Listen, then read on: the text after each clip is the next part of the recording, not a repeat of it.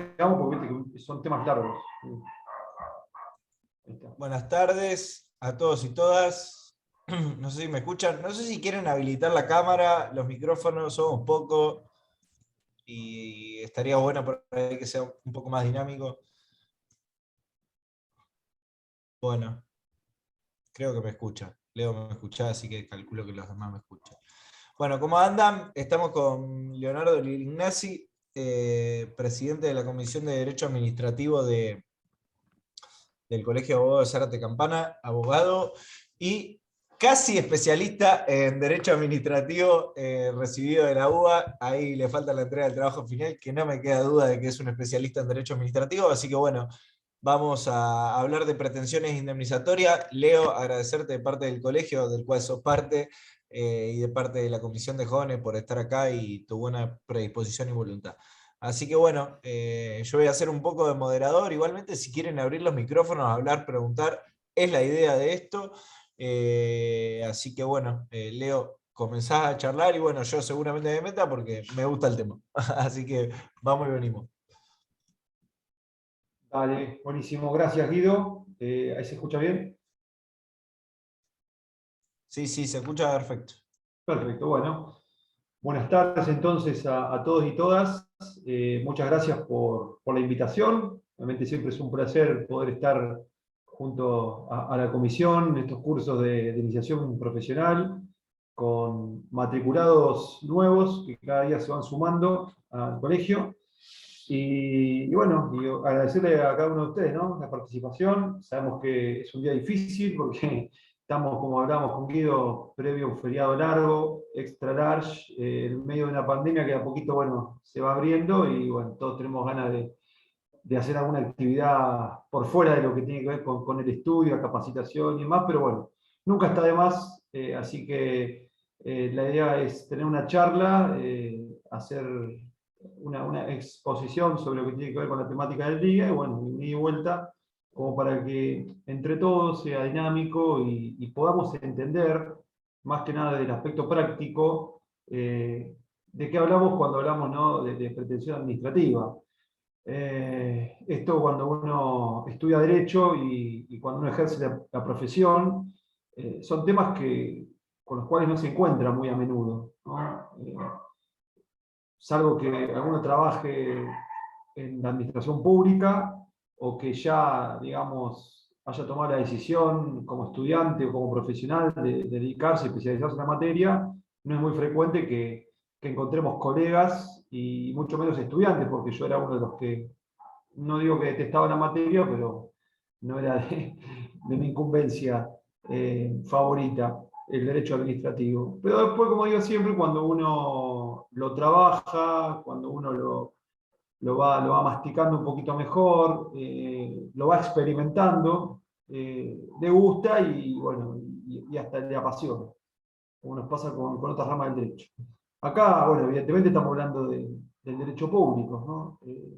Estamos hablando del derecho público, estamos hablando de ciudadanos, de particulares por un lado, del Estado por el otro, ¿no?, el Estado nacional, el Estado provincial, el Estado municipal.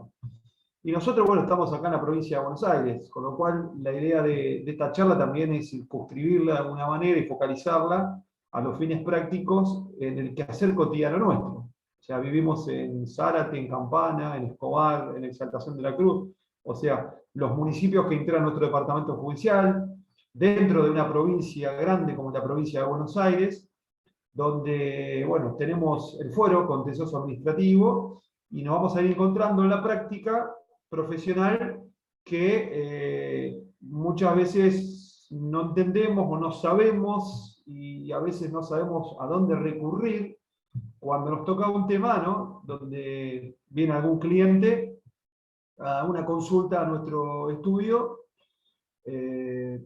para plantearnos una temática o un conflicto que está teniendo tal vez con, no sé, con su municipio, tal vez con otro organismo público que puede ser el hospital, también podría ser con IOMA, con ARBA, un tema tributario, un tema impositivo, un tema municipal de apremios, ¿no? No pagué la tasa municipal, no pagué el pavimento, mirá, me caí en la vereda y me lastimé la pierna.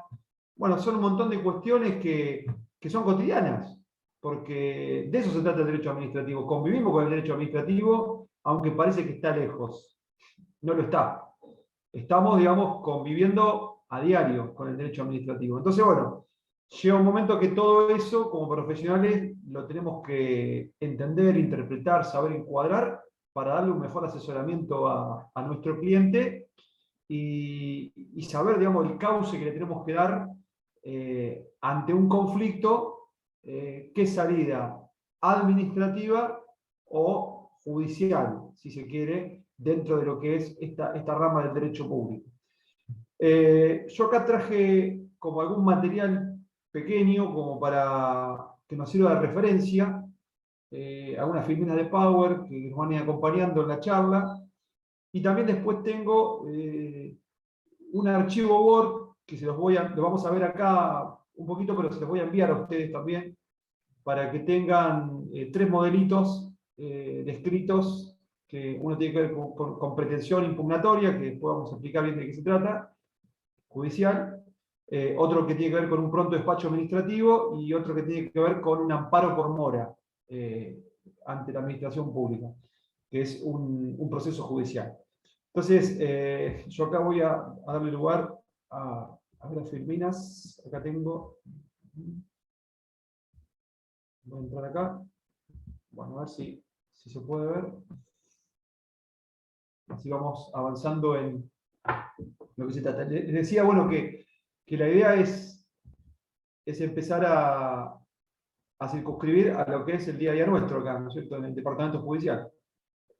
Sabemos que el departamento judicial nosotros tenemos, obviamente, 4 municipios y tenemos un montón de delegaciones administrativas de la provincia, de nación, pero acá estamos hablando del proceso, digamos, en la provincia de Buenos Aires, con lo cual nos vamos a limitar a hablar de, cuando hablamos de organismos estatales, vamos a hablar de municipios y de la provincia de Buenos Aires, ya sea el Poder Ejecutivo y sus organismos que integran el Poder Ejecutivo. A ver si acá se puede ver. Presentación.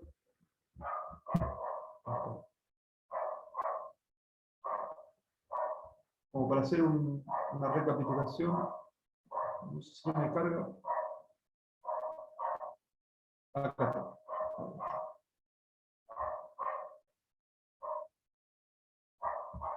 Ahora sí. Está lento el programa. O está viejita la computadora. Ahí está. Ahí están viendo, ¿no? Todavía vemos la carpeta, Leo. Ah, bueno. Ahí me parece que en cualquier momento va a aparecer. Porque a mí ya me apareció acá. Tranqui, por ahí tarda como... Sí, no sé. tarda en cargar. Tarda en cargar. Bueno, básicamente la idea de arrancar un poco, bueno, el título acá es la pretensión administrativa, el procedimiento administrativo, proceso administrativo. Cuando hablamos de pretensión administrativa, ¿no?, como el título de convocante, en este caso, a mí me gusta hablar tanto de proceso como de procedimiento y sus aspectos prácticos. ¿Por qué digo esto? Porque si nos metemos de lleno a lo que tiene que ver con el proceso judicial, contencioso administrativo, que por eso ahora en la filmina quería hacer un poco la recapitulación. No sé si se ve la filmina. Por el momento no, Leo. No, a ver, algo está pasando que yo la estoy Ojo, viendo. porque por ahí tenés, ¿sabés lo que puede haber pasado, Leo? Que por ahí tenés compartir pantalla del escritorio. Fíjate ahí en compartir pantalla y seleccionar el PowerPoint abierto. Sí, está abierto.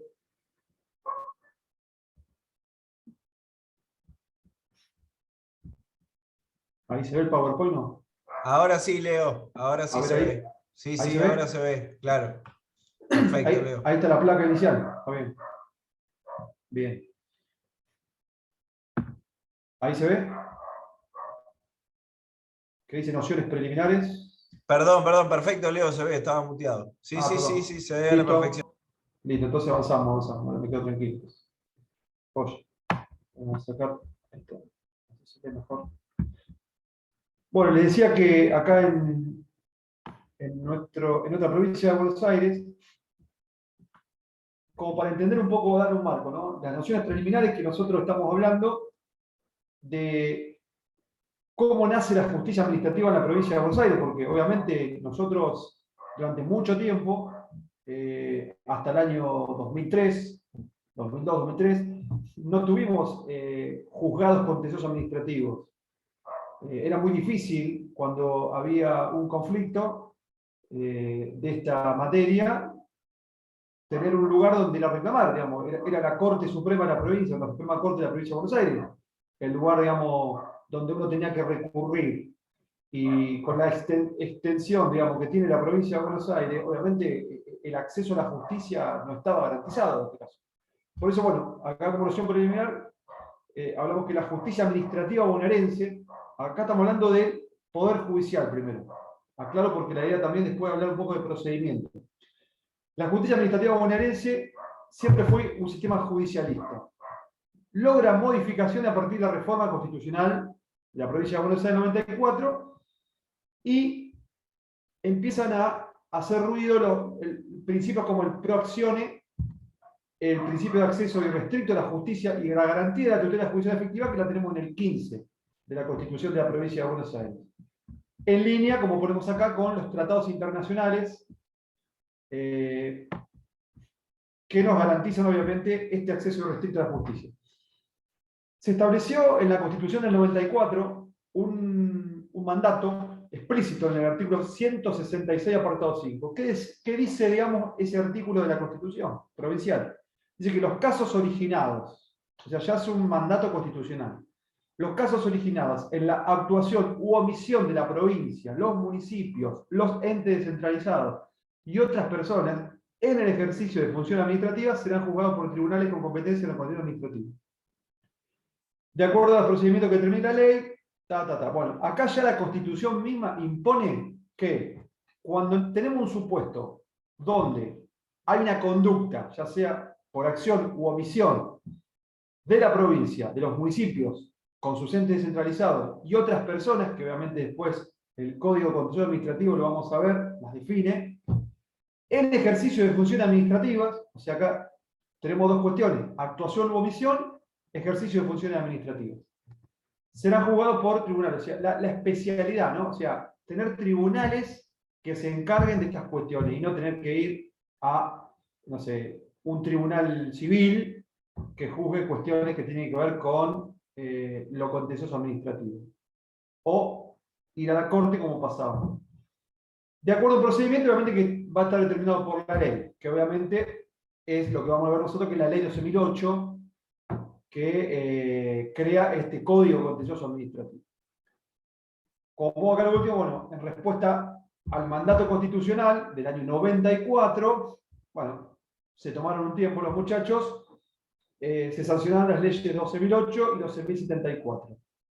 Una crea el Código Contencioso Administrativo y la otra la estructura orgánica judicial del fuero respectivamente, el cual entró en vigencia el 15 de diciembre de 2003. Ya que acá tenemos un mandato constitucional del 94, antes de ese mandato constitucional, digamos, no había, digamos, una norma más que las normas internacionales que amparaban este derecho, ¿no? del ciudadano de acceso irrestricto a la justicia. Y ya tenemos un mandato constitucional en línea que le dice al legislador lo que tiene que hacer. Bueno, del 94 al 2002-2003, que salen sancionadas estas dos leyes, la que crea el fuero y la que crea el Código Administrativo, bueno, entrando en vigencia, como decíamos nosotros, en el 2003. Fíjense que ya dentro de poquito vamos a estar en los 20 años de la creación del fuero, ¿no? Tan necesario que después en la práctica vimos cuán necesario es para todos, ¿no? Tener esto. Después, bueno, tenemos como principales cambios a raíz de este mandato constitucional y la sanción de estas leyes, bueno, se crea por un lado un fuero especializado, ¿no? en la materia, como hablábamos recién, descentralizado, porque tenemos varios juzgados de primeras instancias en varios departamentos judiciales, y de doble instancia ordinaria. O sea, hay cámaras ubicadas estratégicamente en el mapa, aunque bueno, ahora aparentemente por la gran demanda de trabajo, parece que las cámaras quedaron cortas. Digamos, nosotros en el departamento judicial no tenemos una cámara contencioso administrativo. Nosotros cuando vamos a litigar en el fuero, tenemos que acudir al juzgado de primera instancia, que está en Campana, que es el único juzgado contencioso administrativo del departamento judicial, y en instancia de apelación tenemos que recurrir a la Cámara de Apelaciones en lo contencioso administrativo, que está en San Nicolás.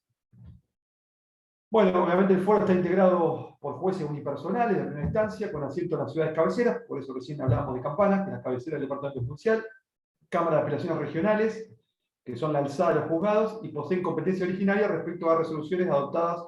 Esto es importante.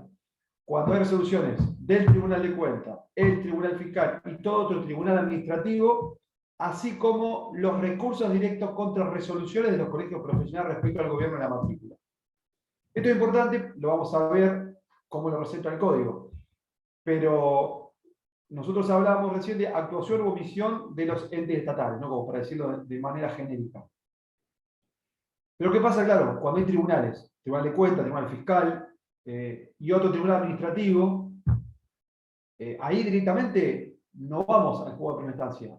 Ahí hay competencia originaria de la Cámara, en este caso nuestro, que es la Cámara de San Nicolás.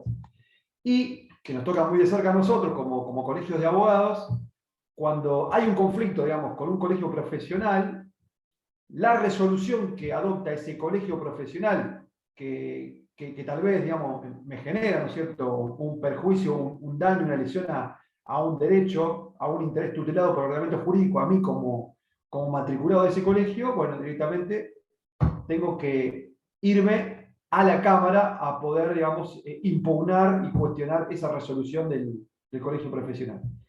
Ya se abandona, digamos, con esta nueva legislación, la competencia originaria, exclusiva y distancia única que tenía la Suprema Corte, como dijimos hoy, y se pasa en un sistema de accesibilidad amplia en lugar de una instancia meramente revisora y anulatoria. O sea, lo que se hacía era revisar tal vez aspectos legales de un acto administrativo, y ahora no, ahora es una demanda ordinaria que uno puede discutir todo cuando accede obviamente al fuero. Después, bueno, acá lo que yo le decía al principio, como para encuadrar lo que hablamos cuando hablamos de pretensión administrativa, ¿no? Hasta acá vemos que estamos hablando en nuestra zona de toda una organización judicial impuesta por una Constitución del 94, reglamentada por las leyes 12.074 y 12.008 que crean el Código. Pero es cierto que para que nosotros lleguemos a la instancia judicial, ejerciendo, ¿no?, nuestro derecho de acceso a la justicia y cumpliendo, ¿no?, con este mandato ya convencional, de esta garantía convencional del control judicial de las decisiones administrativas, ¿no? Porque, para hablar en términos amplios, una de las garantías que tiene el particular, el ciudadano, es poder acudir a una instancia judicial revisora, en este caso amplia, con este criterio amplio, de aquellas decisiones administrativas que adopten obviamente los municipios, los organismos provinciales, etcétera, etcétera, que es lo que vimos recién y que es lo que vamos a detallar en el código.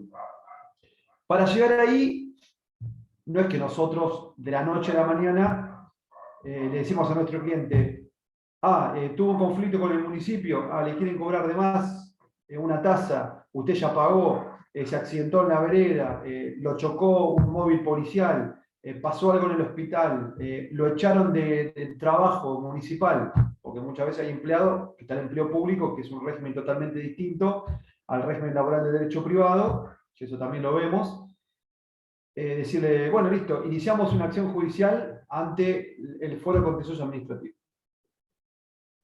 Bueno, así de fácil no es. O sea, ¿por qué? Porque hay que cumplir ciertos requisitos previos que nos impone obviamente la legislación, que reglamenta el proceso judicial mismo, y que nos remite obviamente a el antecedente, ¿no? Entonces, por ahí estaría bueno en algún momento hacer una charla, una clase sobre lo que son los actos administrativos o lo que es, digamos, la función administrativa, ¿no? de la administración pública, del Estado, en este caso. ¿Por qué? Porque cuando el Estado actúa, ¿no? O omite, o sea, ejerce una conducta, se manifiesta, o sea, su voluntad, a través de lo que llamamos nosotros básicamente actos administrativos, ¿no? Decisiones, resoluciones, decretos. O sea, cuando toma decisiones, por principio de legalidad, obviamente tiene que cumplir con la elaboración de una norma, ¿no? Pues, como es un decreto particular, un decreto general, una ordenanza municipal, los consejos deliberantes, una resolución administrativa, algo que el Estado le permita manifestar su voluntad. Y para llegar ahí, obviamente, el Estado tiene que cumplir, como en el principio de legalidad, toda una serie de procedimientos que están reglados en otras normas que no están acá en el Código Contencioso Administrativo, sino que están en normas que regulan el procedimiento administrativo que debe cumplir el propio Estado y también debe cumplir el particular cuando accede al marco de ese procedimiento administrativo. Porque el Estado, a diferencia de los particulares, o sea, no puede hacer lo que quiere mientras no esté prohibido. O sea, eso es lo que nos diferencia muchas veces y no nos pone en un pie de igualdad. O sea, el Estado, por un lado, tiene prerrogativas que exceden, que son exorbitantes al derecho privado. O sea, parecería que la desigualdad está justificada porque si no sería como atar de pies y manos a alguien que tiene que gobernar, tomar decisiones rápidas para el cumplimiento de un objetivo mayor que es el interés público. Y para eso tiene prerrogativas, tiene facultades, pero siempre son facultades legales. El Estado tiene que hacer lo que la ley le manda, o la norma, para así decirlo amplio, que haga. O no hacer lo que la norma dice que no haga. Nosotros, mientras no nos prohíban algo, lo podríamos hacer, ¿no? Artículo 19, principio de reserva, autonomía, pero el Estado no. El Estado tiene que ajustar al principio de legalidad. O sea, hay una norma que precede la actuación del Estado. Entonces, como consecuencia de eso, el Estado decide con su voluntad y emite norma. Esa norma tiene un impacto en nosotros muchas veces. Bueno, cuando esa norma que impacta a nosotros nos agravia de alguna manera, nos genera un perjuicio, vemos afectados nuestros derechos, nuestros intereses, bueno, ahí es donde generamos el conflicto. Pero no podemos directamente ir a la justicia, sino que hay que cumplir una serie de pautas que están en esos antecedentes que yo dije. Por eso, cada pretensión administrativa que me habilite a mí la posibilidad de iniciar un proceso judicial, yo tengo que ver qué antecedente tengo para poder justificar ese supuesto de hecho que me habilite después las puertas del proceso contencioso administrativo en el Poder Judicial. Entonces, tenemos por un lado el proceso contencioso administrativo en el ámbito judicial. Y por otro lado tenemos el procedimiento administrativo que se dirime puertas para adentro en los organismos estatales. Que hay grandes diferencias entre un procedimiento y un proceso. Más allá que el proceso judicial también tiene su propio procedimiento, pero no quiero marearlo. Pero digo, hay diferencia de principios, de etapas, de objetivos, de finalidades. Decía, el principio del formalismo moderado, o lo que mal llaman principio de informalismo o informalidad, que rige en el procedimiento administrativo, no rige en el proceso judicial. La etapa de preclusión que rige en el proceso judicial no rige en el procedimiento administrativo, se podría revisar qué pasó, digamos. El principio dispositivo, ¿no?, que tenemos en el proceso judicial, donde el que demanda, el actor, es el que tiene la carga procesal para no caer en una inactividad, en un abandono del proceso y una caducidad de instancia. En cambio acá, el particular, si bien tiene su carga procedimental, es el Estado, digamos, la administración, que de oficio, por principio de oficialidad, tiene que llevar ese trámite administrativo hasta el final. ¿Por qué? Porque está la búsqueda de la verdad material, porque la verdad material objetiva tiene que ver con la defensa del interés público, aún en contra del interés del propio Estado, porque se entiende que el Estado debe mediar entre el interés particular y el interés público. Yo vengo a defender el interés particular, me siento agraviado. Entonces, no es contra el Estado, es al Estado le estoy reclamando que por su actividad o su inacción me genera un perjuicio. Y el Estado seguramente defenderá esa posición porque considera de que está afectando, si bien está afectando un derecho mío, lo hace en función de garantizar o resguardar un interés público. Lo vemos a diario. Eso. Por lo tanto, se genera un antecedente administrativo al cual yo tengo que conocer y recurrir. Por eso, cuando como abogados nos vienen a preguntar algo, lo que nosotros tenemos que ver es en ese relato de ese cliente qué fue lo que pasó como antecedente. Entonces, si ese cliente viene y me dice, la municipalidad me quiere cobrar el pavimento que yo nunca acepté, nunca firmé, bueno, yo tendría que ver ahí la norma que estaría respaldando este accionar municipal que pretende cobrarle una tasa X. Me tendré que ir a la ordenanza fiscal impositiva, si esa tasa por pavimentación existe, si fue votada por el Consejo Deliberante. Tendré que ver, digamos, si es legítimo ese cobro para ese vecino que dice que no adhirió, pero tal vez tenga una ordenanza que me dice que si yo junto la adhesión del 75% de la cuadra, ese 25%, le guste o no le guste, es pago obligatorio porque es una obra de utilidad pública. Entonces, es el conocimiento un poco del sistema, ¿no? El sistema administrativo.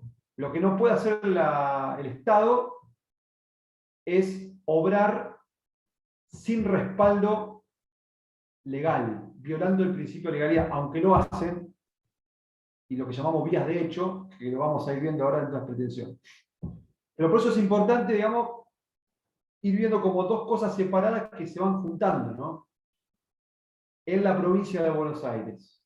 Reitero, para no confundirnos, estamos hablando de lo que son las pretensiones administrativas en la provincia de Buenos Aires, porque si nos vamos al ámbito federal, nacional, es algo totalmente distinto.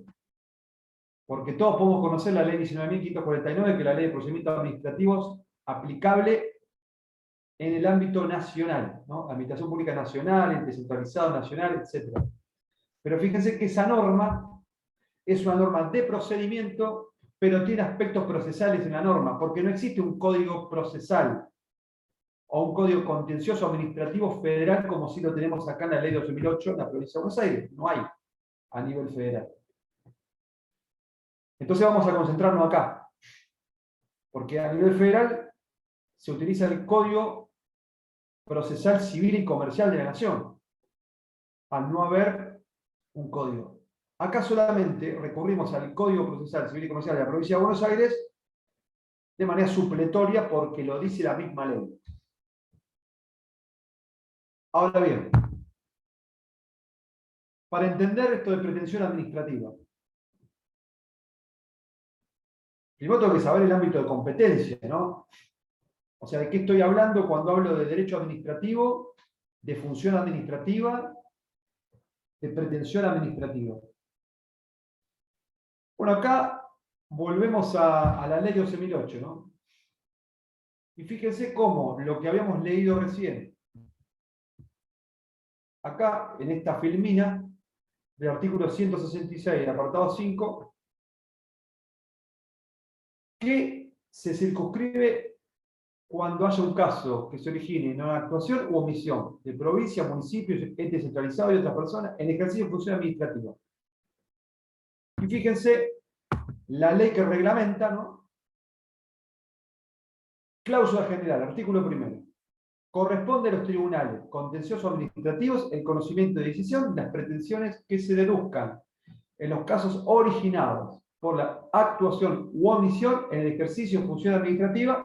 Acá, fíjense cómo repite lo de la Constitución Nacional. ¿De quiénes? De los órganos de la provincia, de los municipios, de los entes y otras personas con arreglo. Lo mismo que dice la Constitución, lo recepta el artículo primero del Código. Y en el apartado 2 de ese artículo, es importante que la misma ley define que la actividad de los órganos del Poder Ejecutivo, los municipios y los demás entes provinciales municipales se presume realizada en el ejercicio de función administrativa regida por el derecho administrativo. O sea, yo no tengo que probar que existe función administrativa. En tal caso será el Estado, o sea, yo le invierto la carga de la prueba como particular, el que tendrá que invocar, alegar y probar de que ese caso, ese supuesto, que yo lo pretendo encuadrar dentro de las pretensiones administrativas, no es una pretensión administrativa porque, si bien es el órgano el que estaba actuando, no estaba actuando en el ejercicio de función administrativa. Y por lo tanto no se le aplica derecho administrativo.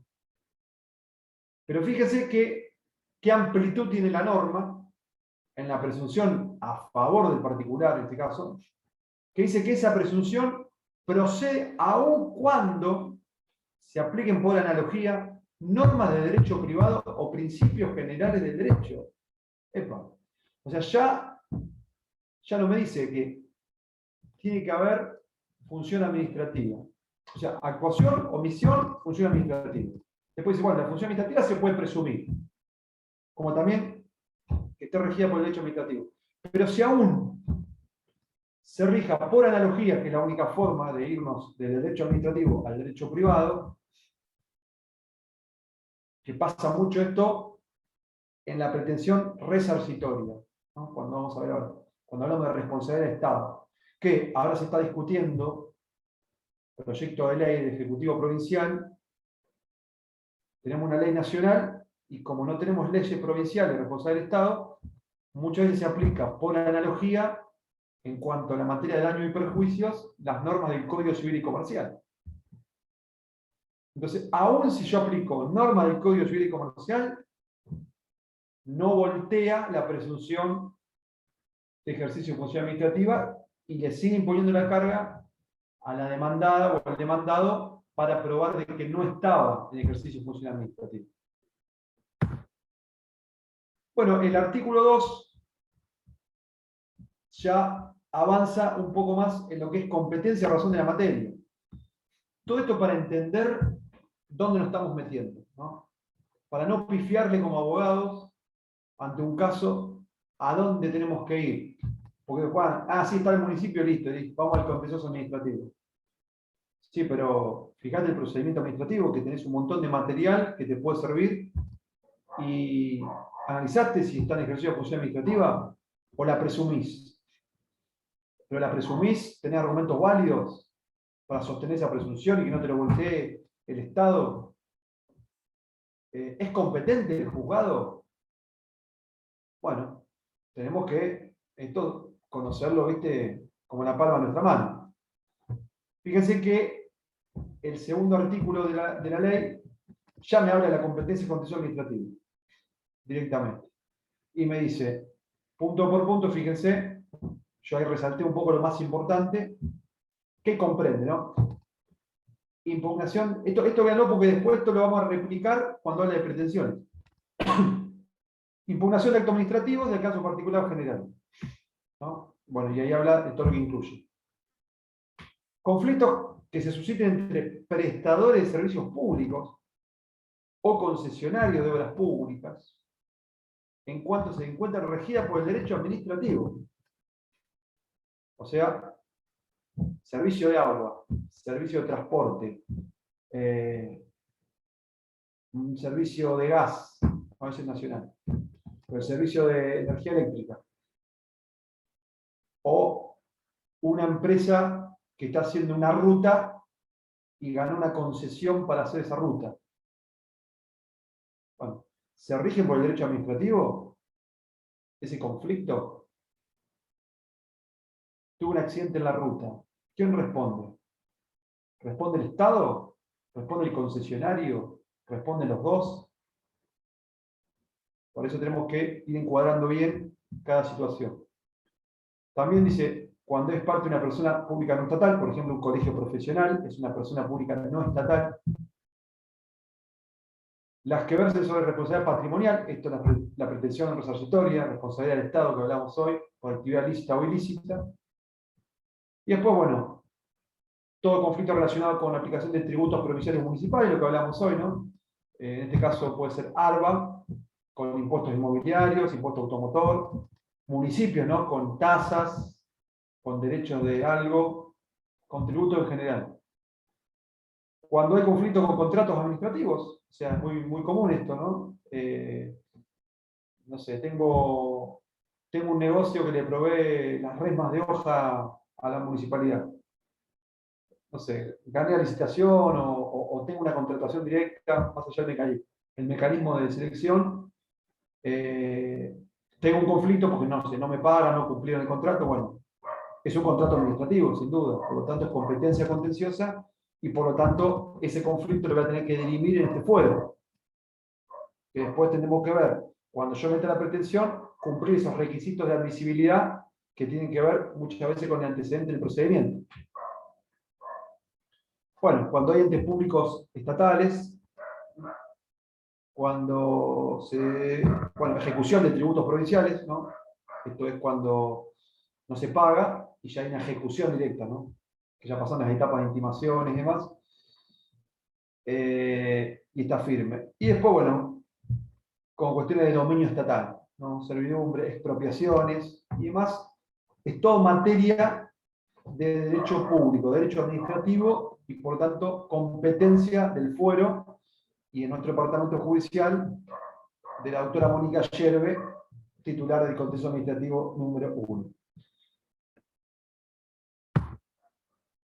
Seguimos avanzando. Esto en materia de competencia. Poner acá,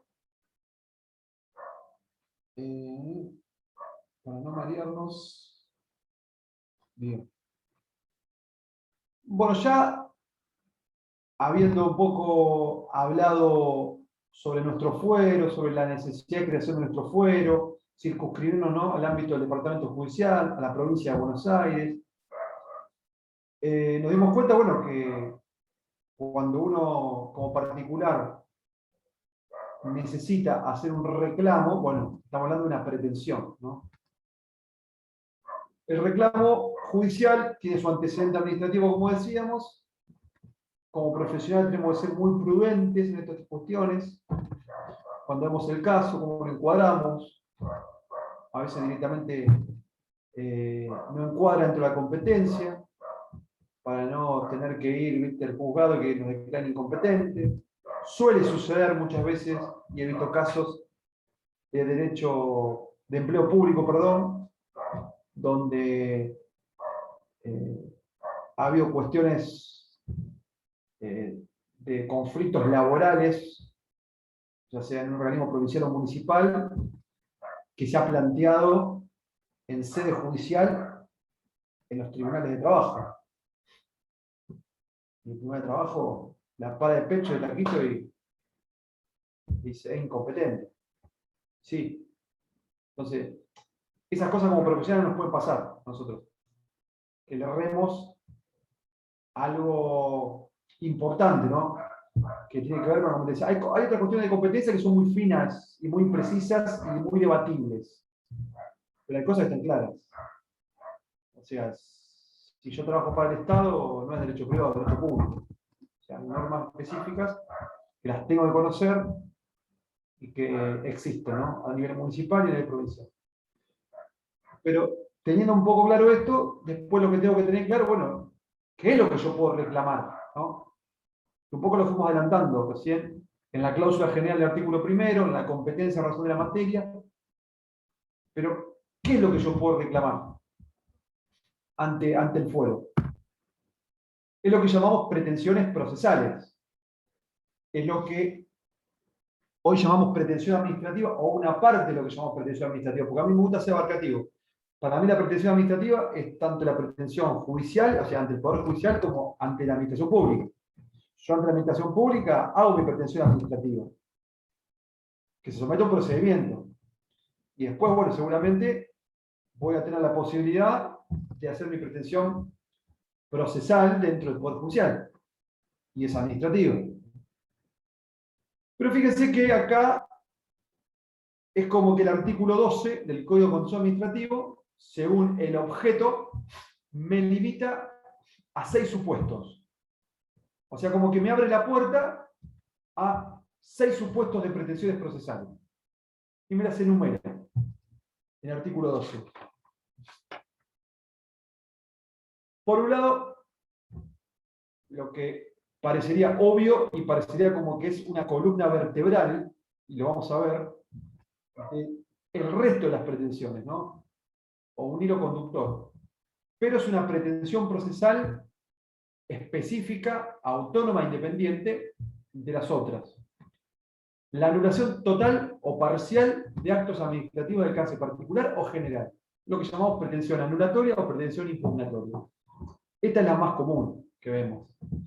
Es el acto administrativo del Estado, que sea la provincia, el municipio, sea una resolución, un decreto, no importa, la jerarquía, ¿no?, de la norma. Lo que importa es el acto en sí, es la manifestación de la voluntad y la consecuencia que tiene sobre el particular que se siente afectado y recurre a la justicia para anular ese acto porque lo considera que es ilegítimo. Porque lo considera que es ilegítimo porque tiene vicios en sus elementos esenciales. Por eso vamos a tener una charla algún día del acto administrativo. Pero a grandes rasgos, un acto administrativo emitido por el Estado, como tiene que cumplir ciertas pautas que hablamos hoy, y tiene que ser la consecuencia de todo un procedimiento, la estructura de ese acto administrativo también está arreglada. Está arreglada en las normas de procedimiento administrativo. Tiene que tener una causa, tiene que tener un objeto, tiene que tener una finalidad, tiene que tener una motivación. O sea, el Estado tiene la obligación de resolver. El Estado tiene la obligación de motivar esa resolución. Motivar es fundamental, es darme la razón de por qué decido de esta manera. Si no, estamos en una arbitrariedad. Dicto un acto administrativo diciendo tal cosa que no tiene un fundamento jurídico o que no tiene una causa o que la finalidad no es la que realmente se debería buscar para defender supuestamente el interés público, desviación de poder, llamamos. Entonces, ahí nosotros como operadores jurídicos, lo primero que tenemos que hacer, si viene un cliente a solicitar una pretensión impugnatoria, o sea, che, mirá, me notificaron este decreto del intendente, o salió esta resolución del director de recursos humanos, y soy trabajador municipal. Bueno, es ver bien el objeto que sería el artículo primero, que es ¿qué dice el acto administrativo? Ese es el objeto. Bueno, ¿qué dice? O sea, suspéndase por 5 días al trabajador tal. Clausúrase el comercio tal. O sea, es lo que dice el acto. Ahora, después de lo que dice, yo tengo que ver de dónde viene. ¿Cuál es el antecedente de ese objeto? ¿Cuál es la causa? ¿Dónde está el antecedente del hecho y el derecho que le da lugar al Estado a resolver fundadamente, motivadamente, esa decisión? Entonces, bueno, ahí es una tarea nuestra, encontrar esos errores, esos excesos, esas omisiones, esas falencias que son vicios, y plantearlos en sede judicial. Pero claro, o sea, yo no puedo ir porque sí, en el 100% de los casos, a la justicia a pedirle que anule total o parcialmente un acto administrativo. Y los actos administrativos, como dice acá, ¿no?, de alcance particular son aquellos que tienen como destinatario a un ciudadano particular, ¿no? En cambio general es a un número indeterminado. Entonces, a nivel municipal sería el decreto notificado al vecino tal o al trabajador tal, o el decreto general que impone una norma común para todos. Entonces, yo pido la anulación total o parcial de alguna de esas normas, tengo que tener un fundamento fuerte para voltearlo. ¿Por qué para voltearlo? Porque, como ustedes saben, y en esto volvemos a lo que hablábamos al principio, cuando hablamos de las prerrogativas del Estado, todo acto administrativo se presume legítimo. Soy yo como particular. ¿Sí? Así como el código contencioso me da a mi favor que la actuación o omisión que yo estoy marcando del Estado se presume realizada en ejercicio de función administrativa, el Estado tiene a su favor que cuando emite un acto, ese acto se presume legítimo. Que la carga de la prueba es mía y tengo que, con mi abogado, diseñar la estrategia jurídica para encontrar esas falencias en la estructura del acto que hagan derrumbar ese acto por ilegítimo y pedirle la nulidad absoluta del acto, la invalidez, expulsarlo del sistema jurídico y pedirle que se retrotraiga al estado de situación anterior al dictado de ese acto. Acto administrativo, podemos tener millones de ejemplos, pero en general es esto. Ahora bien, ¿cómo hago para impugnarlo en sede judicial? Bueno, primero tengo que analizar el acto administrativo, qué norma es y quién la firma, quién la emite. Vamos a un caso de municipio, ¿no? El municipio se maneja con decretos del intendente municipal, pero también se maneja con resoluciones inferiores, o sea, un secretario, un subsecretario, un director pueden emitir normas. Ahora, ¿qué pasa cuando la norma que a mí me afecta como vecino o como trabajador de un municipio está notificada por un funcionario inferior al intendente? O, como decirlo genéricamente, en la provincia de Buenos Aires, en un ministerio, hay un acto administrativo notificado por un director o un secretario, que es rango inferior al ministro. Y no tiene competencia delegada para firmar como si firmaría el ministro. Bueno, ahí tengo dos opciones yo para analizar. Primero, de qué norma se trata, quién la firma y en virtud de eso, ver si tengo que agotar la vía administrativa o no tengo que agotar la vía administrativa.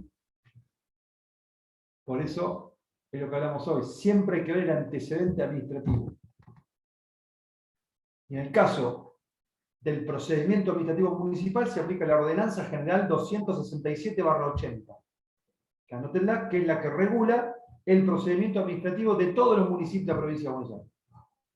Ahora, si yo lo que estoy cuestionando es un acto administrativo que tiene que ver con un procedimiento de la provincia de Buenos Aires, de un organismo provincial, ya es el decreto ley 7647/70 el que se aplica. Que es un calco de la Ordenanza General 267. Son iguales.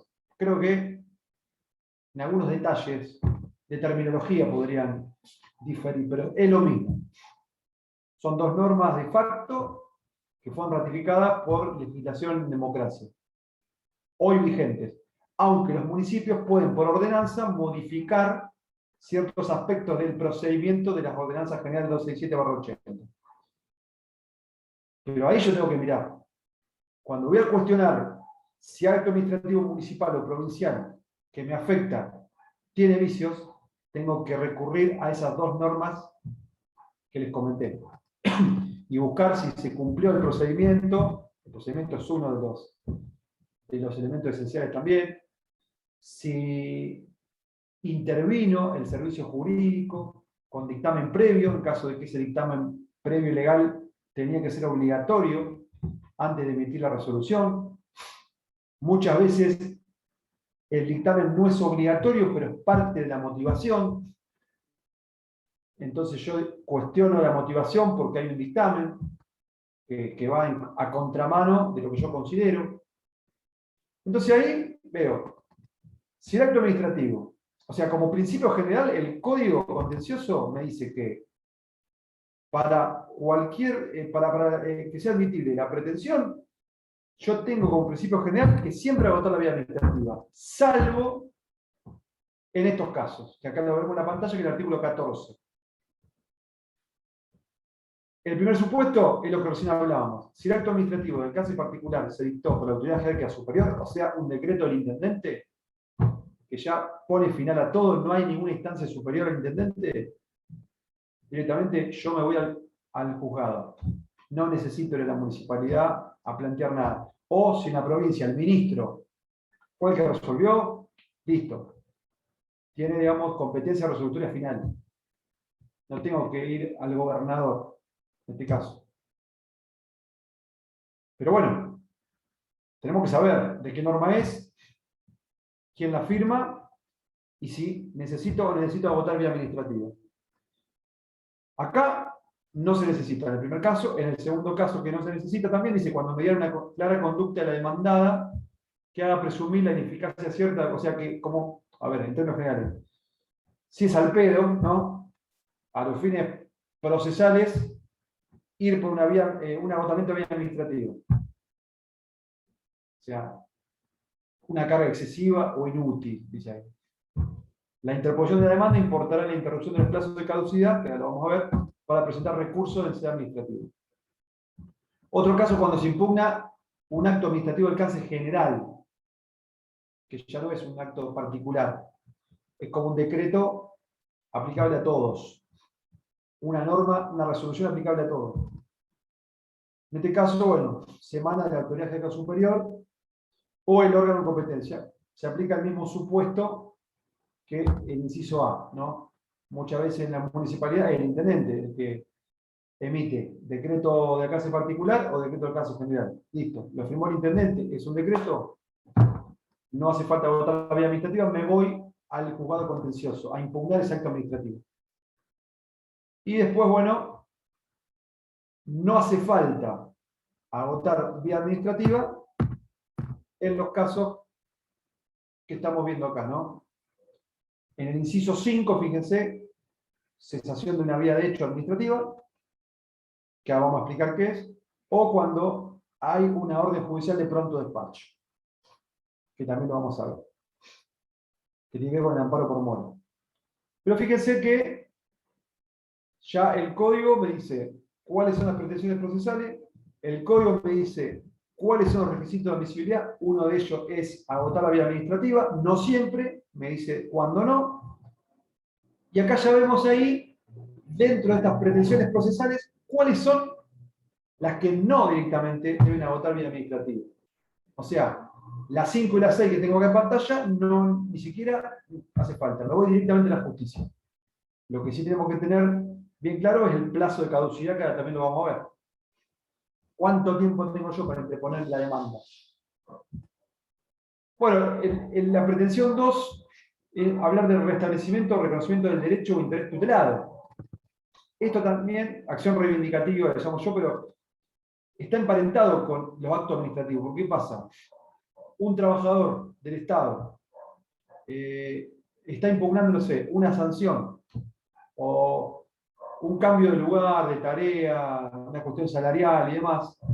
Bueno, primero tiene que ir a un acto administrativo a ver si existió ese acto administrativo. Y impugnarlo a ese acto administrativo. Y además de impugnarlo, después pedir el restablecimiento o reconocimiento de derecho. Pero siempre se impugna un acto administrativo previo, porque siempre va a haber un acto administrativo previo para que yo pueda, en la pretensión, pedirle al Estado que restablezca o reconozca un derecho tutelado. Bueno, ¿dónde está ese derecho que yo considero tutelado? Bueno, obviamente, si yo trabajaba de determinada manera, tenía un derecho adquirido, mis horarios laborales eran esto, mi día esto, mi tarea esto. Bueno, eso se cambia por un decreto general, ponele, de la noche a la mañana, y yo me considero afectado porque no, si toda mi vida hice esto, a mí me afecta, bueno, ¿qué hago? Voy a plantear que la anulación primero del decreto ese general que establece estas condiciones que para mí son perjudiciales. Y obviamente, volteando ese decreto por ilegítimo, después de probarlo, yo voy a ir por la acción posterior, consecuente dentro del mismo proceso, de que como consecuencia de eso se restablezcan mis condiciones naturales, las originales, si es que se me cambiaron forzadamente. O si no se me cambiaron, que se me reconozca ese derecho y no se me cambie. Entonces ahí ya vemos una segunda pretensión que también está emparentada con los actos administrativos y ir en busca de todos esos precedentes. Después, bueno, tenemos lo que llamamos nosotros la pretensión resarcitoria, ¿no? Indemnizatoria. El año pasado que creo desarrollamos este tema, que acá hablamos mucho de responsabilidad del Estado, ¿no? En esto, que también da para una clase. Pero básicamente, acá se puede dar un supuesto de no agotamiento de vía administrativa también, de demandabilidad directa, aunque no lo dice, el artículo 14 no lo saca, digamos, como excepción. Hay casos de que sí, la justicia ha dado lugar sin requerir el agotamiento porque resulta inútil, o por ahí podría, digamos, interpretarse dentro del género, de que sería como una carga procesal inútil para el damnificado tener que ir a reclamar primero a la vía administrativa un daño y perjuicio.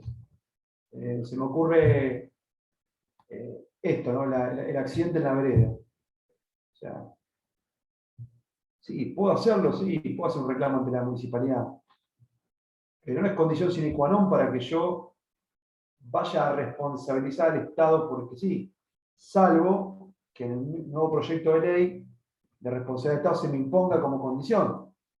Pero lo que veo acá, digamos, es que por principio general me cabría, porque tampoco me excluye, pero en la práctica resulta inútil. O sea, hay casos que por ahí sí, y hay casos que están, acá estamos hablando de la órbita extracontractual, pero hay casos que tienen que ver con la órbita contractual o casos que el daño y perjuicio viene generado por la actividad lícita del Estado, o sea, acto administrativo, volvemos al inciso 1, y que yo ahí, a ver, después vamos a ver, puedo optar por reclamar todo junto, o sea, impugno el acto y una vez que el acto cae, directamente meto el daño y perjuicio, o bien, una vez que cae el acto, dentro del plazo legal, hacer un reclamo autónomo de daño y perjuicio. Eso lo puedo hacer, lo vamos a ver, porque está contemplado en el artículo 20 del Código.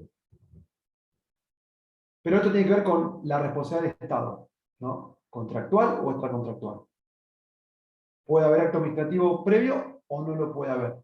En el caso del accidente de la vereda no lo hay. En el caso de la clausura de un comercio, por un acto administrativo, bueno, seguramente si esa clausura fue ilegítima, yo cuestionando ese acto administrativo que clausuró de manera ilegítima porque la justicia me dio la razón, yo después voy por el resarcimiento, daño y perjuicio causado en virtud de la emisión de un acto que era ilegítimo. O contractual. Un daño y perjuicio derivado de un contrato administrativo. No sé, un año sin pagarme. Intereses, todo, bueno, yo, lucro cesante, año emergente. Puedo plantear un daño y perjuicio contra el Estado con base en el incumplimiento de un contrato administrativo. Y ese incumplimiento de un contrato administrativo, yo obviamente lo tengo que plantear en sede judicial previamente. Y ahí capaz que sí cabría un reclamo administrativo previo, porque si hay un incumplimiento contractual yo podría meter un reclamo previo para que se me cumpla o para generar la emisión de un acto administrativo denegatorio de esa pretensión que me habilite la vía administrativa después. Y después tenemos, bueno, la declaración de certeza, que a veces se da que el Estado actúa de una determinada manera que no sabemos bien si encuadra o no encuadra en alguna pretensión. Y ahí directamente nos remite al artículo 322 del Código Procesal Civil y Comercial.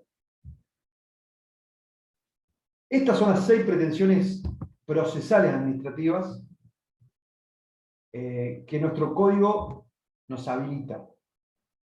Y fuimos como explicando de qué se trata cada una, cuál es el efecto que tiene, la razón de ser, y cuándo deberíamos tener una mirada muy fuerte, que siempre tenemos que tener en el precedente, pero a veces más que en otros casos.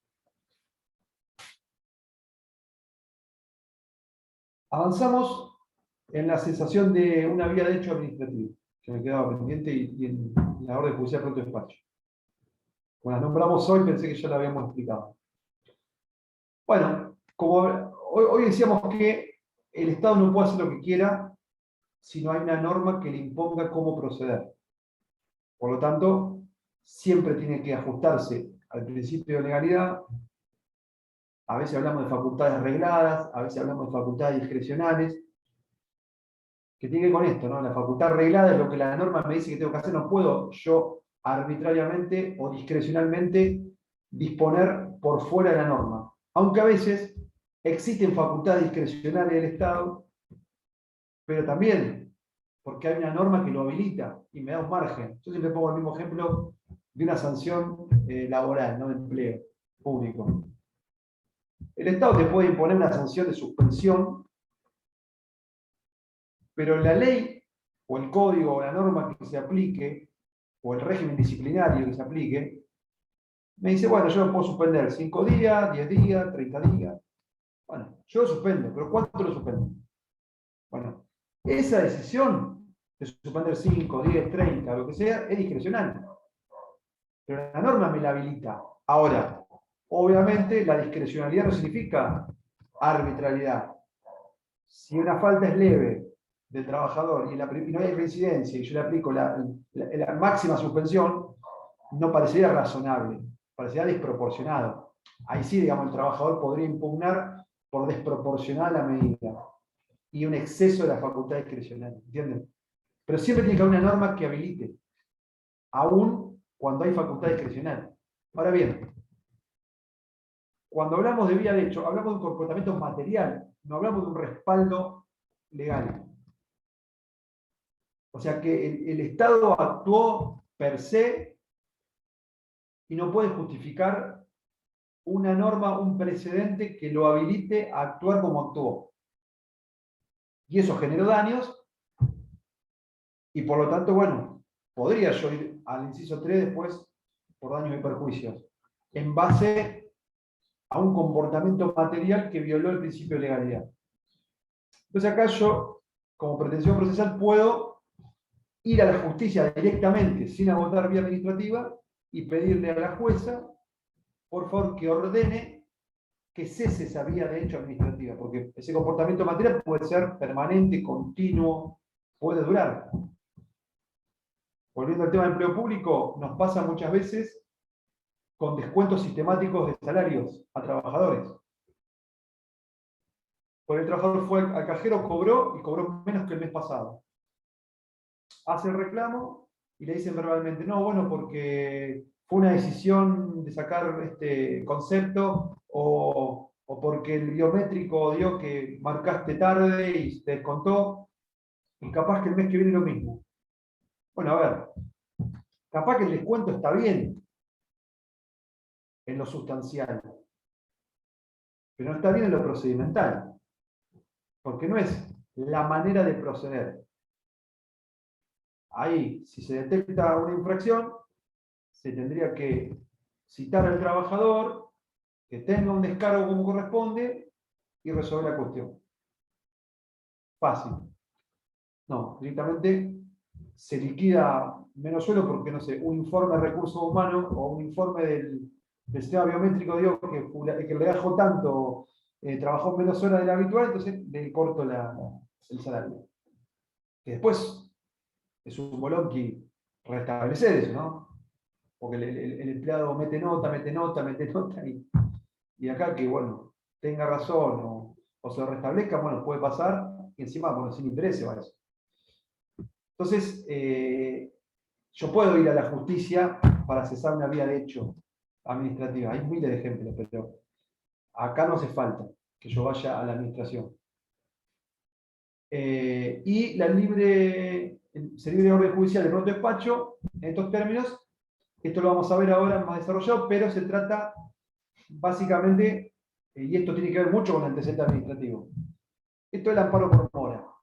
El amparo por mora no es el amparo general que nosotros conocemos, sino que es una herramienta procesal que tenemos para, de alguna manera, recurrir a la justicia para que obligue a la administración, primero a dar explicaciones de una mora o demora en resolver algo que yo peticioné en su momento y que previamente yo pude o no haber pedido un pronto despacho administrativo.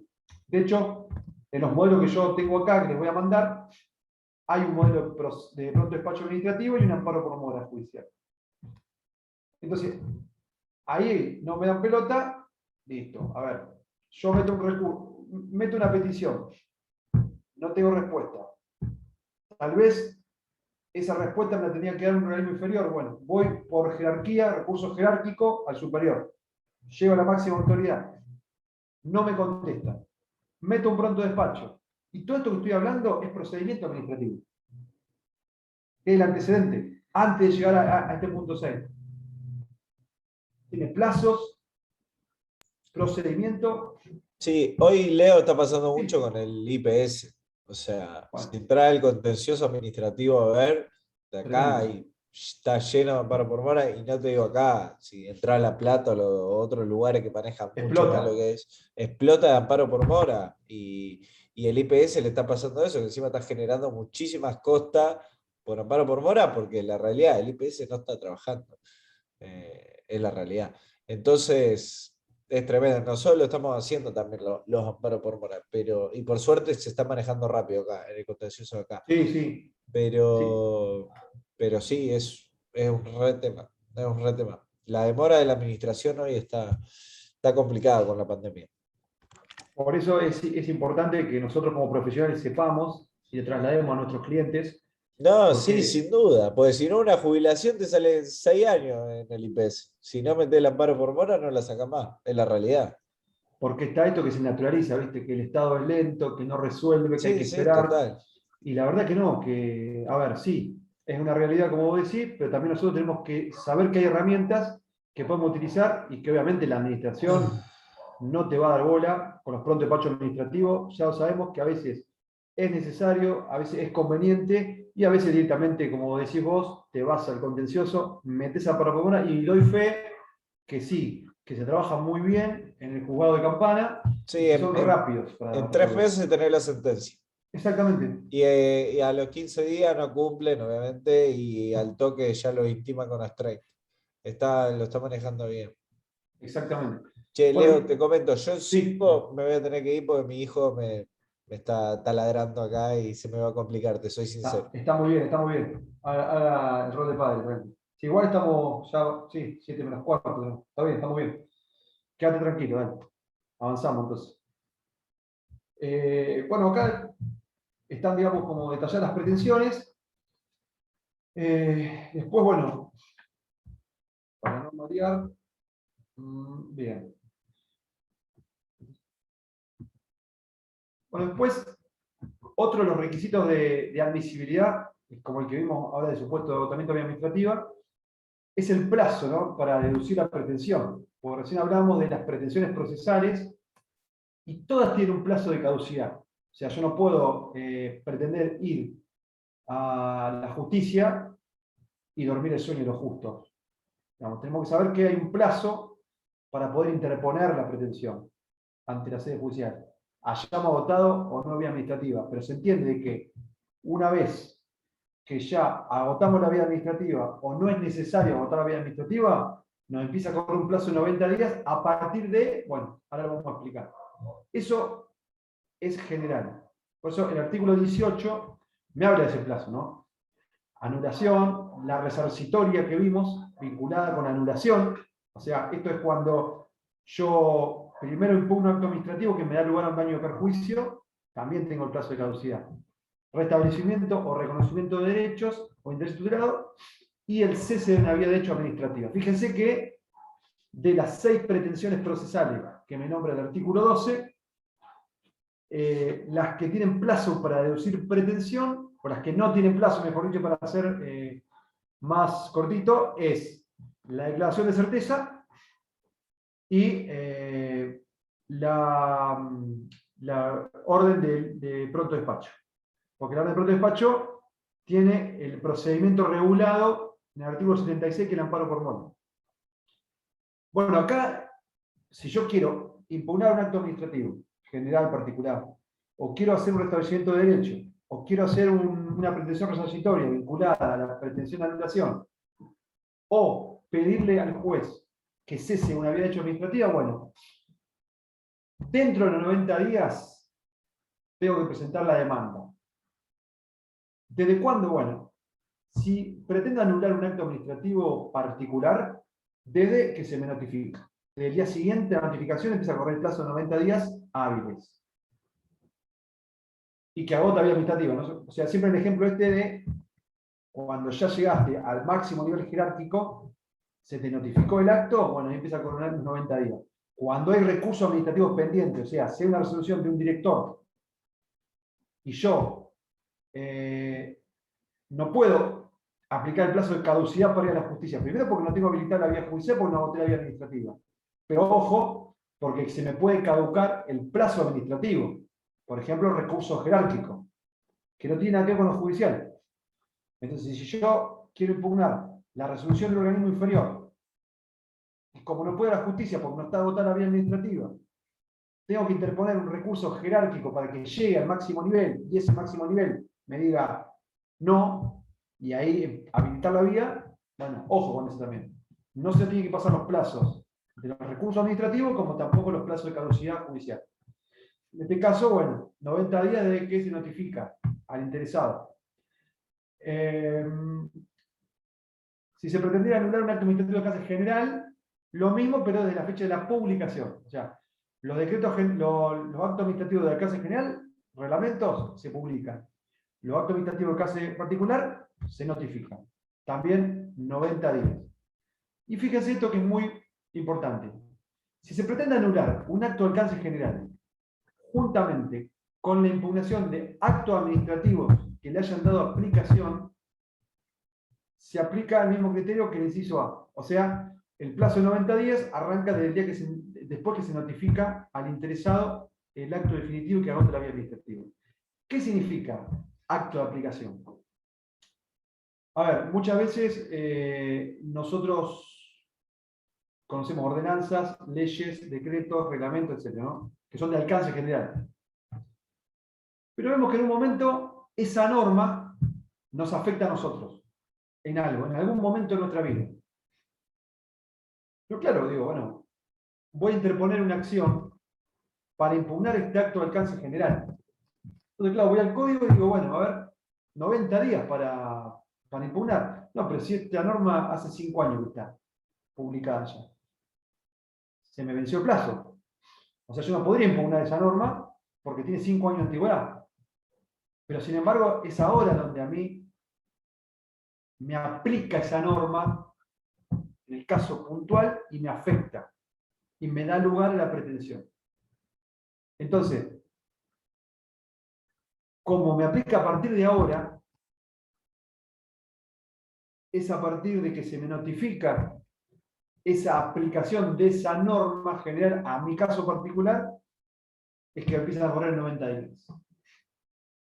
Que es lo mismo que un acto administrativo de alcance particular. Pero fíjense, porque a veces nos encontramos con situaciones de estas, donde dice, no, bueno, me sentí afectado por un decreto del año 97. No, pero fíjense que esta norma, el Estado actuó con una norma, principio de legalidad, año 97. Y está bien, pero ¿cómo impugno esa norma? ¿Por inconstitucional? ¿Ilegitimidad?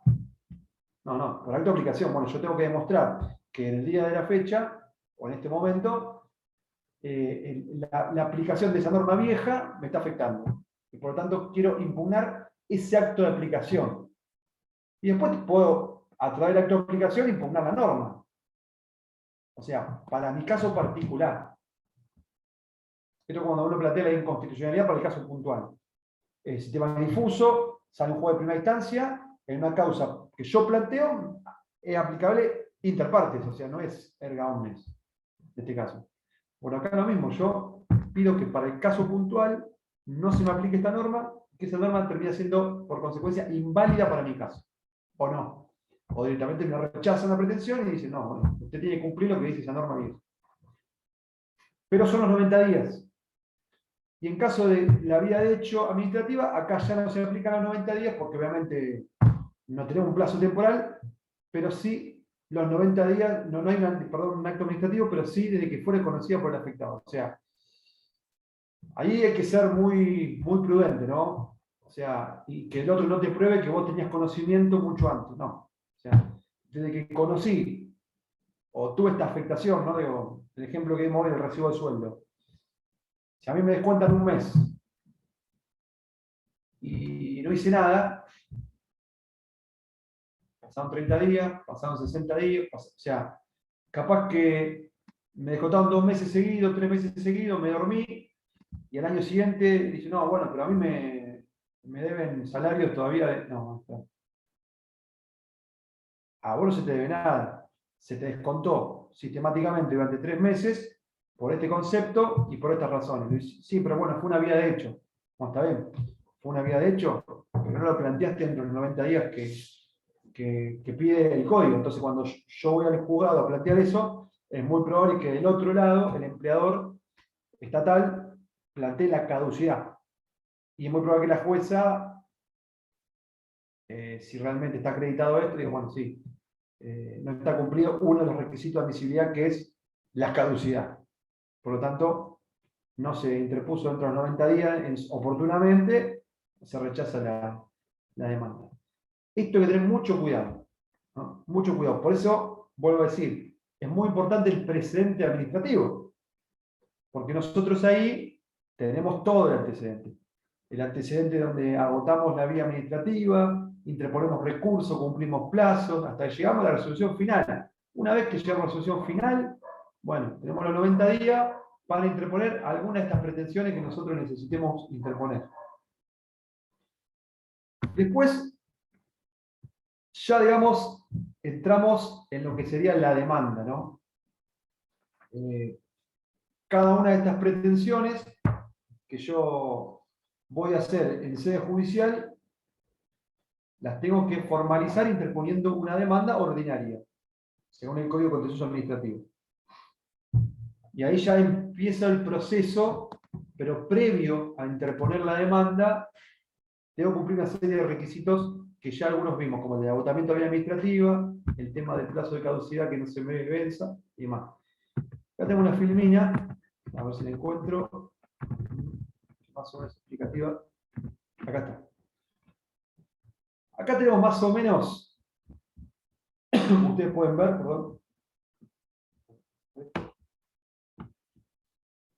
muy básico y muy resumido, cómo sería el proceso contencioso administrativo general, digamos, más allá de algunas excepciones. Inicia una demanda, o sea, yo actor inicio una demanda, pruebo, digamos, vamos hacia atrás para que se entienda mejor, el cuadrito por un lado, inicio la demanda, porque considero de que es un caso contencioso administrativo, es competencia material, hay una actuación o omisión estatal, hay ejercicio de función administrativa, por lo menos se presume función administrativa,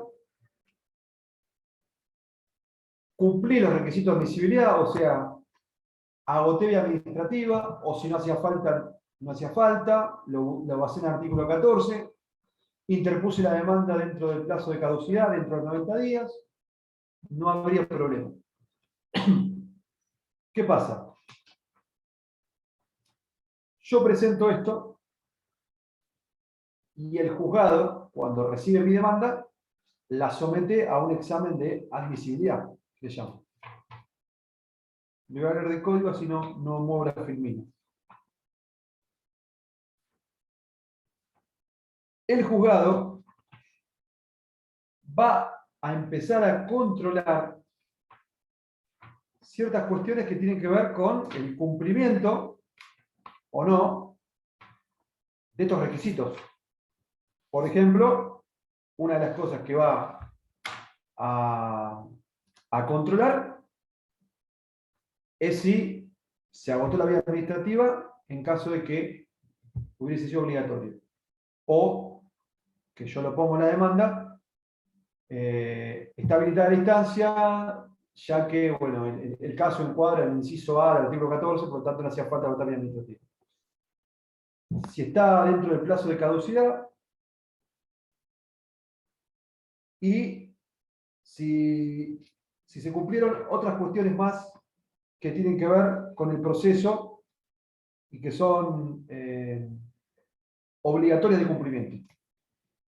Entonces ahí entramos en la demanda, el artículo 27. Acá está. Acá, como para grandes rasgos, graficar qué tengo que cumplir yo cuando presento la demanda. Bueno, tiene que ser por escrito, contener obviamente los datos personales del demandado y el demandante, domicilio, nombre y apellido, domicilio legal. Bueno, ahora habría que agregarle un montón de cosas que no estaban en el código, ¿no? Domicilio electrónico, datos de contacto, etc. Algo muy importante, individualización y contenido de la actuación o omisión administrativa. Yo tengo que decirle al juez cuál sería la actuación u omisión administrativa que configura el caso, ¿no? Que se encuadra dentro de la competencia material. Precisar los motivos por los cuales me considero lesionado, afectado, desconocido en el derecho, etc.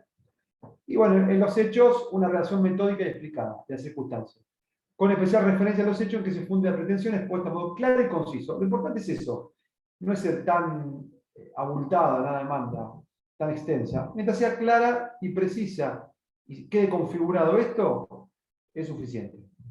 Bueno, obviamente el derecho que se funde la pretensión, justificar la competencia del juzgado, lo que vimos hoy, ¿no? Artículo 2. Ofrecimiento pormenorizado de toda la prueba cuya producción se propone en el proceso. Y el objeto y alcance de la pretensión expuesto con claridad y precisión. En caso que se esté determinado, bueno, se debe fijar el monto, si no, obviamente se determinará, será determinable. Y la sentencia, en su caso, va a determinar el monto que resulte de las pruebas producidas. O sea, eso básicamente es la estructura de la demanda que me dice el código que yo tengo que cumplir. ¿Qué documentos? Bueno, es obligatorio con la demanda acompañar toda la prueba documental. En este caso. Después de presentar la demanda o de contestar a la misma, en el caso de los demandados, se pueda presentar nuevos documentos si son de fecha posterior a la demanda y su contestación y que tengan relación directa con la cuestión sometida al proceso. O si de fecha anterior, pero bajo juramento de que no los conocía su existencia la parte que los presenta.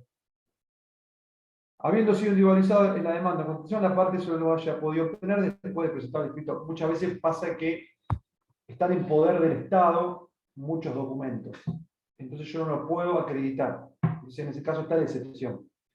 Se pide como la documentación en poder de la demandada y listo. De hecho, ahora vamos a ver cómo el juzgado le pide. En este examen de admisibilidad que hace el juez, lo hace antes de dar traslado a la demanda. O sea, llega la demanda, controla todo, que esté en estos términos, y revisa los requisitos de admisibilidad, ¿no? Después, el juez lo que hace, en caso obviamente que corresponda, pero en la mayoría de los casos sucede, vamos a volver acá, acá, requerir actuaciones administrativas. En este caso, generalmente se pide todo el antecedente que hablamos hoy administrativo, ya sean expedientes, actos, o sea, en el caso de ser trabajador de empleo público, o sea, el legajo, el personal, todo.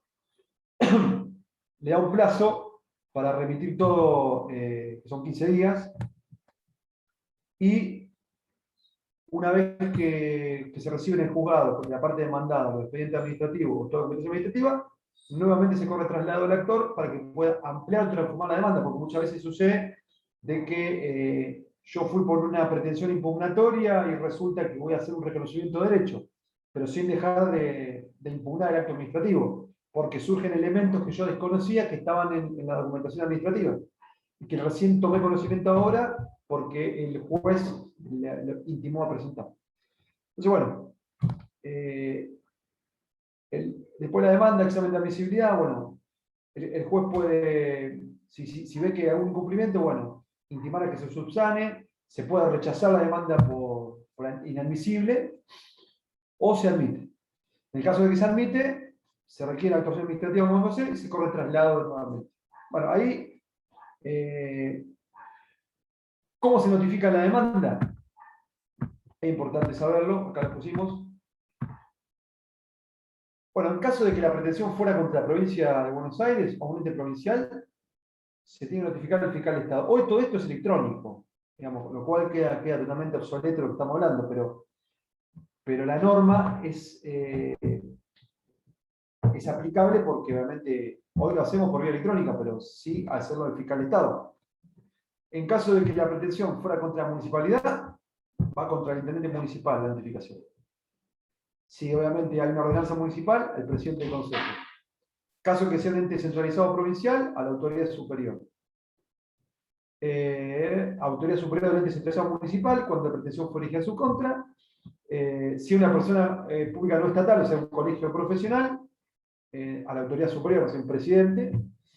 Y al particular demandado, con arreglo al Código Procesal Civil y Comercial, es su caso, y al asesor de gobierno, si se da el supuesto de lo que es el artículo 9, inciso segundo, que ahí estamos hablando de cuando en el ejercicio de funciones el fiscal de Estado promueve una pretensión anulatoria de un acto administrativo emanado de la autoridad provincial, la defensa procesal de esta y la correspondiente intervención en el proceso en representación de la parte demandada corresponde al asesor general de gobierno, porque ahí hay una incompatibilidad de funciones y el fiscal de Estado no podría actuar, actúa el asesor de gobierno, en este caso. Bueno, se notifica, el demandado tiene 15 días para oponer excepciones y tiene 45 días para contestar demanda. O sea, de hecho, 60 días que tiene para responder, en los primeros 15 puede oponer la excepción. Obviamente está el tema de la legitimación activa, que también está en el artículo 13. ¿Quiénes están legitimados para deducir pretensiones? Bueno, el código habla de que toda persona que invoque una lesión, afectación o desconocimiento de sus derechos o intereses tutelados por el ordenamiento jurídico. O sea, de un derecho subjetivo, en este caso. Bueno, se controla la demanda, se contesta demanda, se contesta excepciones primero, eso lo pueden ver en el artículo 34. ¿Cuáles son las excepciones admisibles? Incompetencia, son parecidas a las del Código Procesal Civil y Comercial. Incompetencia del juez, falta de personalidad del demandante, independencia, defecto legal, cosa juzgada, transacción, conciliación, falta de legitimación, prescripción, etc. Bueno, la pueden ver en el 34 y 35. Después, bueno, se resuelven las excepciones. La demanda se contesta con las mismas formalidades que vimos recién del artículo 27, que le caben al demandado. El plazo será de 45 días para contestar demanda, puede reconvenir el demandado. En eso es bastante parecido a lo que es el proceso civil y comercial. Y lo importante es que una vez que está trabada la litis, se genera lo que se llama la audiencia del artículo 41. Bueno, ¿qué dice el artículo 41? Esta audiencia es muy importante. Dice, a los fines establecido el artículo 40, inciso 2 del presente código, ¿no? El juez va a citar a las partes entre los 15 días a una audiencia, que se celebrará con su presencia. O sea, el juez convoca a la audiencia del 41. En esa audiencia se van a fijar los hechos de todo lo que se planteó, cuáles son los hechos conducentes para el juez que tengan que ver con el proceso y que tengan que decidirse en el proceso. Los hechos sobre los cuales va a versar la prueba presentada y se van a desestimar la que el juez considere inconducente. Se recibirá y resolverá en el mismo acto si hubo un pedido de oposición a la apertura de prueba, la causa. se recibirá y se resolverá en el mismo acto aquellas manifestaciones que tengan que ver con hechos nuevos que sucedieron después de plantear la demanda. Y en ese momento, que es una de las cosas más importantes, el juez va a declarar cuáles son las pruebas procedentes para continuar el juicio. Declarará la cuestión de puro derecho, con lo que la causa quedará concluida para definitivo. Si en la audiencia las partes manifestaran que no tienen ninguna prueba para producir, o que esta solamente consiste en la constancia del expediente, la documental agregada, se va a dejar constancia y el juez va a correr traslado a las partes por 5 días para que hagan un alegato sobre los hechos y el derecho controvertido en la causa. Después de eso, y de la producción de la prueba, que puede ser testimonial, pericial, etc., hay pruebas que están acá determinadas y hay pruebas que se remiten al Código Procesal Civil y Comercial, el alegato y la sentencia, directamente. Y ahí, bueno, lo que dice el Código, bueno, dice que el plazo para dictar sentencia son 60 días desde que queda firme la providencia de autos. Nunca ocurre que se resuelva tan rápido. Esa sería básicamente la estructura del proceso contencioso administrativo en general, y después tenemos algunas excepciones que se llaman procedimientos especiales, que acá lo vamos a ver, como por ejemplo el amparo por mora.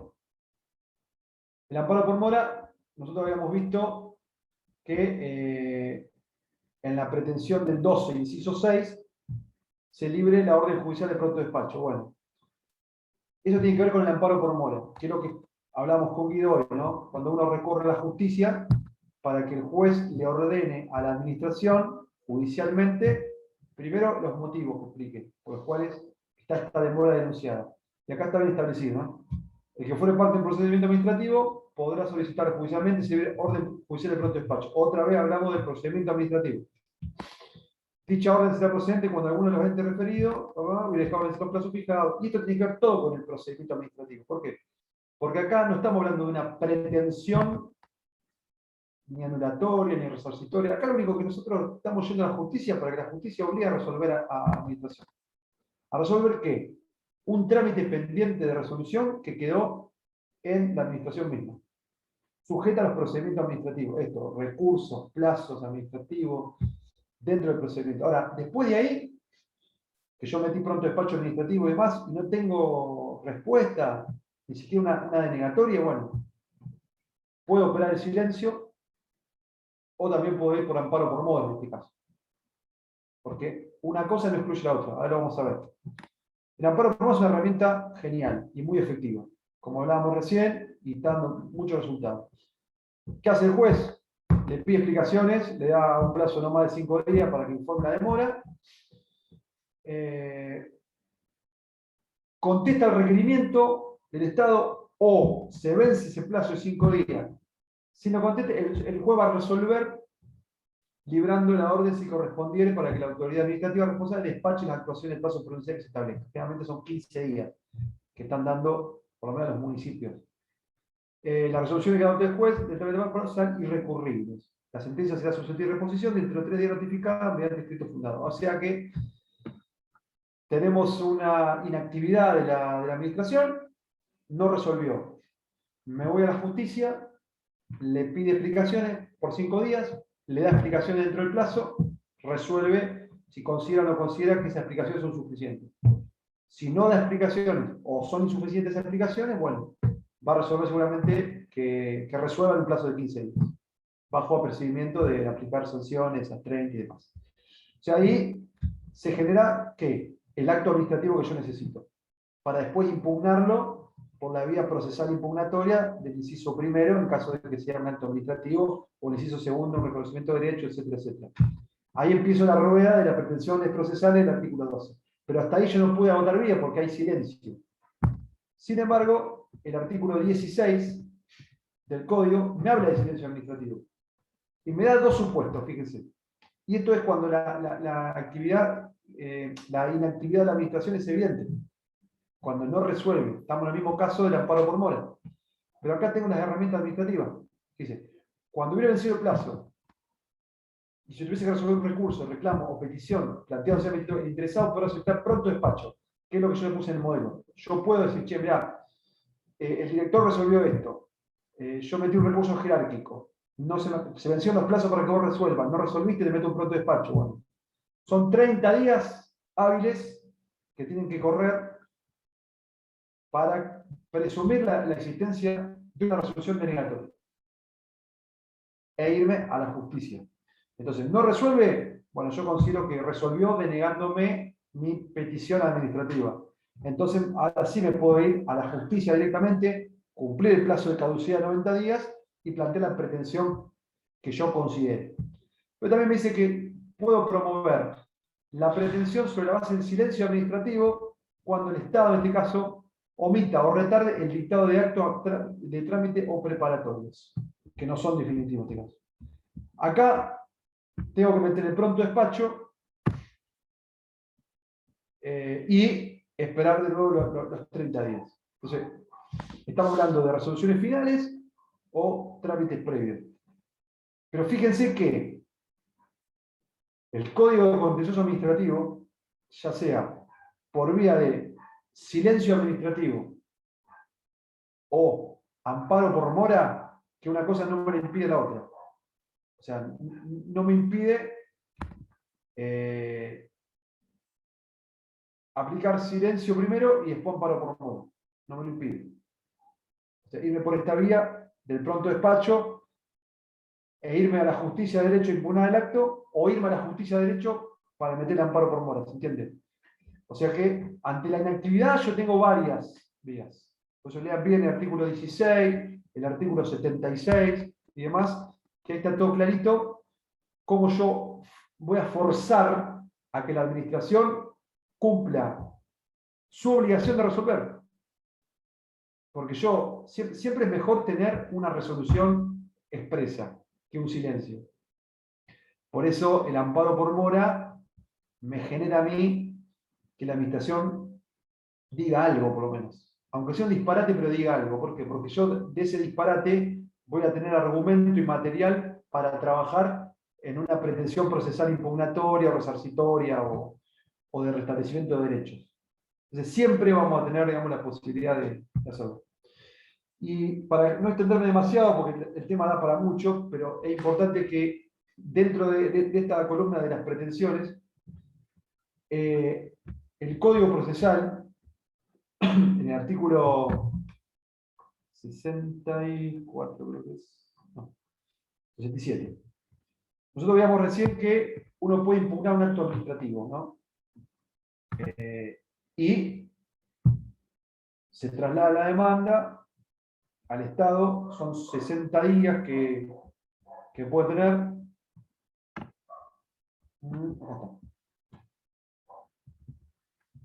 Ya esto lo vimos todo. Sí. Quería detenerme porque yo también se lo pongo en el modelo que les voy a mandar.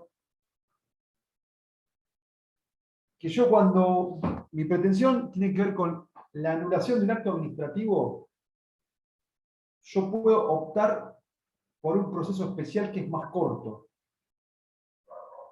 que es el proceso sumario de ilegitimidad, se llama. Que lo van a encontrar en el artículo 67 del Código Procesal, Contencioso Administrativo.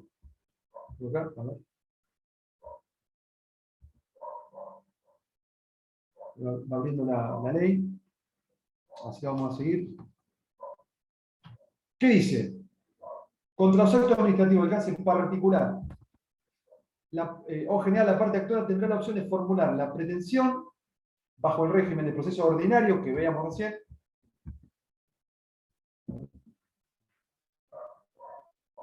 o bien puede optar por el proceso sumario de legitimidad, que está reglado en este artículo 67. ¿Me voy para abajo? Ahí está. Artículo 67.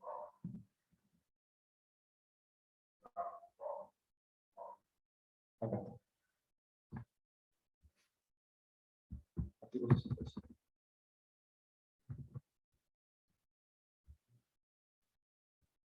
Bien. Este proceso sumario de legitimidad, dice, bueno, tendrá como único objeto solamente la declaración de nulidad del acto administrativo del caso particular. Los daños y perjuicios que se puedan derivar de esta declaración de nulidad deberán ser tomados en el proceso autónomo. Es más corto que el proceso ordinario. Digamos, esa es la ventaja que tiene, que por ahí uno acorta plazos, no está la audiencia del 41 acá, y el plazo de la sentencia es mucho menor. Por lo menos en teoría. Vamos. Esto es importante que sepan. Lean el 67, 68, 69. Por ejemplo, fíjense que lo importante es que el plazo de caducidad, eso es importantísimo. Miren. Si yo opto por el proceso sumario de legitimidad, el plazo de caducidad son 60 días, no son 90. Si no, tengo que darle si yo estoy en el día 70 y no metí la demanda todavía, yo no puedo ir por esta vía del proceso sumario de legitimidad, ya tengo que ir por el proceso ordinario. Eso sería como un punto importante. No se celebra la audiencia del 41, como les dije, y la sentencia se va a limitar solamente a desestimar la pretensión o declarar la nulidad total o parcial del acto administrativo, en este caso. Después, bueno, hay impugnaciones de sanciones en materia de empleo público, que uno puede optar por el proceso sumario, que está establecido acá, o directamente por el restablecimiento o reconocimiento de derecho o la impugnación del acto administrativo sancionatorio por la vía general. Y después, bueno, estaba mirando acá, a ver si me quedan muchas cosas, pero no vamos allá porque el proceso es muy largo. Pero lo importante a los fines prácticos, ahí cerrando, lo importante es que a los fines prácticos nosotros tengamos la claridad, primero de entender de qué estamos hablando, de poder encuadrar un caso, de saber a dónde recurrir, y después de qué normas hay que aplicar. Y qué camino obviamente hay que ir respetando porque si no vamos a entrar, bueno, no me deje nada. Así que yo les recomiendo la lectura del Código de Proceso Administrativo. Cuando hablamos de procedimiento, la lectura de la Ordenanza General 267/80. Y cuando hablamos de procedimiento administrativo provincial, el decreto 7647/70. Y acá yo ahora después se lo voy a mandar, le voy a mandar esto, se lo voy a mandar al colegio para que se los manden a ustedes. A ver. No sé si... Bueno, si no puedo... Les voy a mandar un archivo con los tres modelitos. Los tres modelitos de escrito. Uno es el proceso sumario de ilegitimidad, que hablaba recién. En ese caso, ¿cómo es? Vamos a tener esto en pantalla.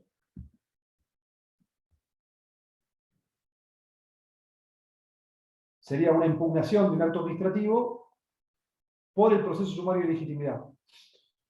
Y después, bueno, van a tener un modelo de pronto despacho administrativo y van a tener un modelo de amparo por mora también. Así que, nada, me gustaría parar acá porque nos vamos a marear y por ahí, si alguno tiene alguna pregunta y charlar para ir dando un cierre al tema.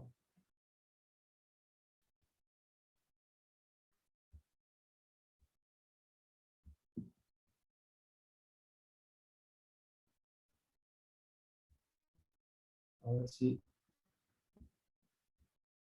veamos si alguno tiene alguna preguntita.